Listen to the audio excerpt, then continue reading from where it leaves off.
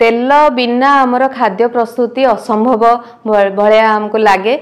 तो सतरे कौन तेल एतिकी जरूरी जहाँकि आमे वर्तमान देखुचे तेल अधिका व्यवहार करने द्वारा केते क्षति होची। वर्तमान आमर जो ऑनरेबल प्राइम मिनिस्टर भी कहिसंती जे आमे तेल जेमती आमर खाद्य बनैबा प्रस्तुति रे कम करबा 10% काटिकी कम करबा।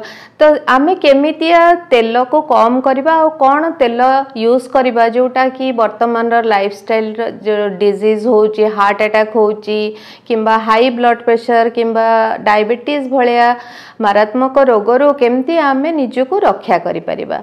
तो फर्स्ट मु कहिबी आपण जो तेल खाउचंती आपण तार पैकेट को थरे देखंतु सेतिरे निश्चित भाबरे जेमती कहिले समा कोथरे लेखा आइतिबो जीरो कोलेस्ट्रॉल, कोथरे आइतिबो लेखा मोनोसैचुरेटेड माने मुफा पुफा एमती सब लेखा आइतिबो। तो आमे जनरली आमे ताको जानि पारुने जोटा कि कोटा हार्ट हेल्दी कोटा आम पक्षे भल नुह।